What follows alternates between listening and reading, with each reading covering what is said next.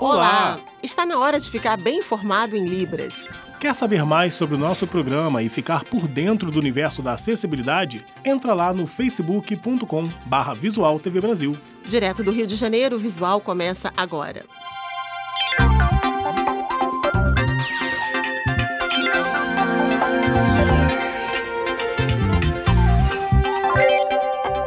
Acolhimento do paciente e ajuda aos familiares. Na terceira e última reportagem da série sobre o combate ao câncer, a repórter Érica Vieira, da Rede Minas, mostra a importância do trabalho das casas de apoio em Belo Horizonte. O bingo começou. Quem ganha leva uma peça de roupa doada à Casa de Apoio Beatriz Ferraz, do Instituto Mário Pena, referência em oncologia no estado. No meio de acertos, risos e conversas está a Célia. Veio de Corinto, região central de Minas. Durante todo o tratamento, foi aqui que ela enfrentou a luta contra um câncer de intestino. Há 3 meses já está curada, mas continua sendo aqui o refúgio dela. Amo aqui, vou embora às vezes com paixão. Quando o dia de eu ir embora, eu vou apaixonada, porque eu gosto daqui. A casa atende pacientes vindos do interior.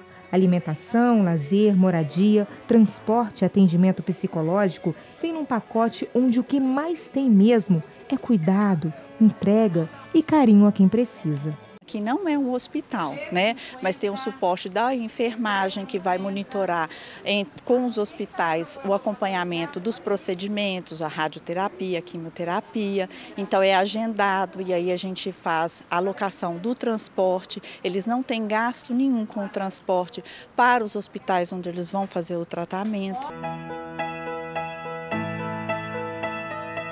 O câncer é a doença que mais mata crianças e adolescentes no Brasil. Só perde para os acidentes e mortes violentas. Se com os adultos, a rede de apoio extra-hospital é importante, no caso deles, ela é fundamental. Porque além de comida, transporte, moradia, assistência multiprofissional, a criança precisa da família. E da família bem perto. A criança, mais do que o adulto, precisa de seus familiares, dos seus pais presentes, da família próxima, dos irmãos, né, dos parentes que podem ajudar. E as casas de apoio, elas vêm nessa possibilidade de fortalecer esse vínculo familiar. Da leishmaniose veio o diagnóstico do câncer. Breno, claro, não tem a menor noção de tudo que vem passando há um ano. A dor mesmo fica para a mãe, sempre a companheira fiel. Nossa senhora, parece que meu mundo ia acabar, porque eu só pensava coisa ruim. Aí, a médica falou comigo que tem cura, foi me acalmando, e eu fiquei mais tranquila, mas no dia mesmo foi muito triste, assim, tanto para mim, tanto para minha família. A gente vê que elas, na inocência delas, conseguem se dar muito bem com essas adversidades. E por isso que eu acho que o sucesso está aí, na capacidade de acreditar que vão melhorar. A casa é nova, só tem 4 anos. Foi erguida depois de um sonho que um empresário teve. Hoje é suporte para mais de 60 crianças vindas do interior do estado. É a única casa que tem escola, que é reconhecida pelo MEC, para a criança não perder a escola, né, nesse período de tratamento. Se tem uma palavra para definir o que a Rose sente, é gratidão. Ela é mãe do Samuel. A luta dele começou cedo demais. Tudo por causa de um tumor entre o coração e o pulmão. A Casa CAP ela é mantida por doações, então assim é muito importante. O Samuel tem um catéter e esse catéter assim... Eu que tenho que falar isso. Então me conta, esse catéter que você tem aí, o que é, Samuel? Para mim não sentir muita dor. E como que é o tratamento? Você sente muita dor? Como que é? Eu não sinto nenhuma dor, não. E que a lição do câncer não fique só para quem tem a doença.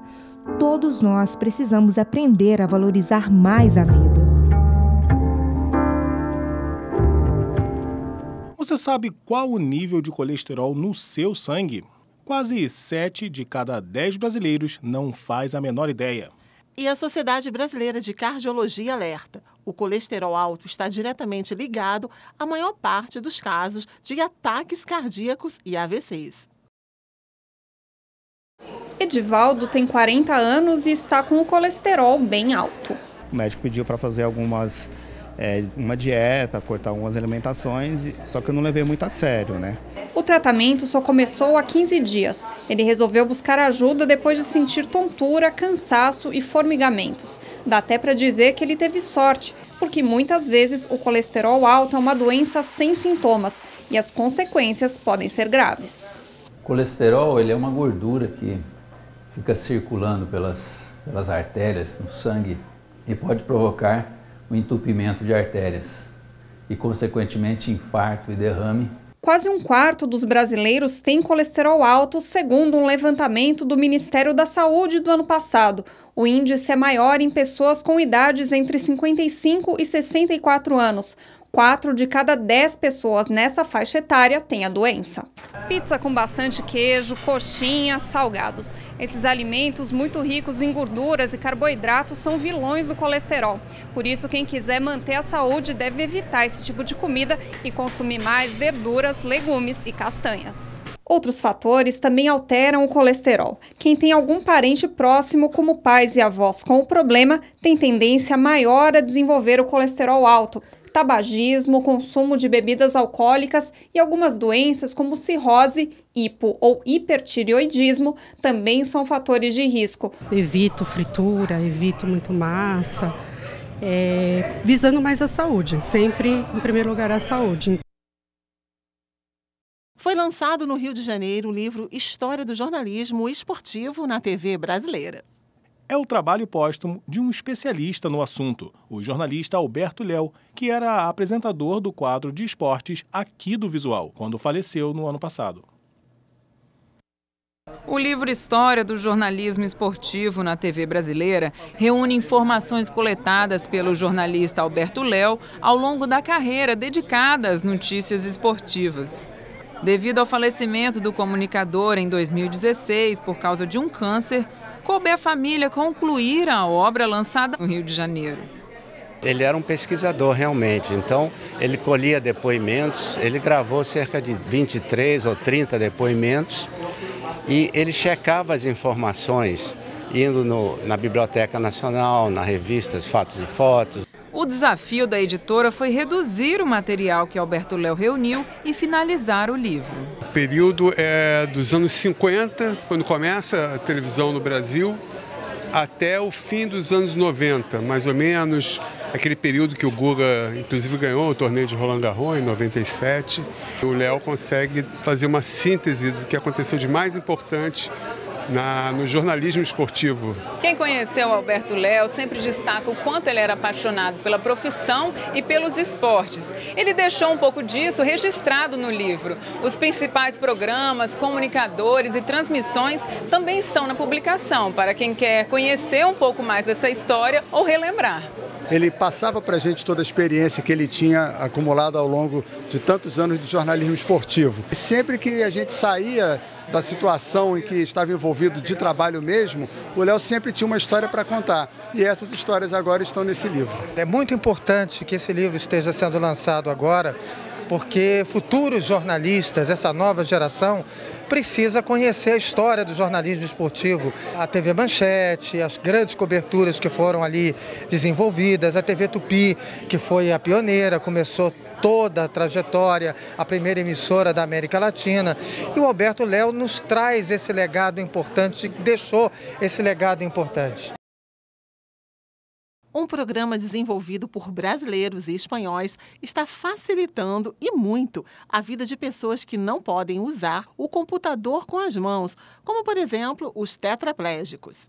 Os comandos são dados pela voz em português. Carlos Eduardo é tetraplégico e pinta com a boca, uma habilidade considerada difícil.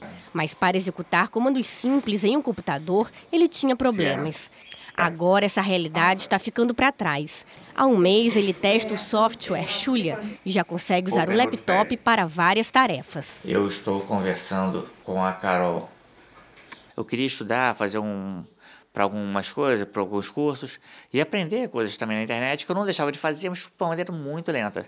Então, a Xulia só está me ajudando. Hoje eu fico na cama na parte da manhã inteira, praticamente, coloco o computador na minha frente e fico usando para tudo, para me comunicar, para estudar, para ler jornal. A ferramenta permite que o usuário execute qualquer ação no computador, apenas com a voz, sem precisar nem de mouse nem de teclado. São mais de 140 comandos e o uso é de graça. Muito melhor do que os outros em relação à facilidade de entender, a praticidade para usar os programas, tanto na internet quanto fora da internet. Poxa, está me facilitando, tenho certeza que vai facilitar muita gente também. O projeto foi desenvolvido na Espanha, em colaboração com o Instituto Novo Ser, localizado no Rio de Janeiro. A instituição tem como objetivo promover a inclusão de pessoas com deficiência. O Xulia é destinado para esse público e também para outras pessoas com mobilidade reduzida. Ricardo é coordenador do Novo Ser e diz que a própria experiência de vida ajudou na idealização da ferramenta. Eu, com minha experiência de usuário, com esse olhar, né, de usuário, de ver o que poderia facilitar, o que não poderia facilitar, e ajudou a chegar num programa que encaixasse bem para quem não usa o computador com a mão. Ele destaca que o grande diferencial do Xulia é um recurso chamado ditado corrente, que permite que um usuário se comunique diretamente com outros em português. Significa que você consegue ditar e editar textos em fala corrente. Você fala, olá, tudo bem, como você está? E não como em programas anteriores que você precisava soletrar e era muito trabalhoso. Hoje em dia, os usuários do Xulia já conseguem realizar tarefas em tempo muito mais curto, né, com muito mais facilidade do que antes. E o Visual fica por aqui. E você já sabe, para falar com a gente é só mandar uma mensagem pelo WhatsApp. O nosso número é 021 974 522 300. Tchau, muito obrigada pela companhia. Tchau, tchau para você.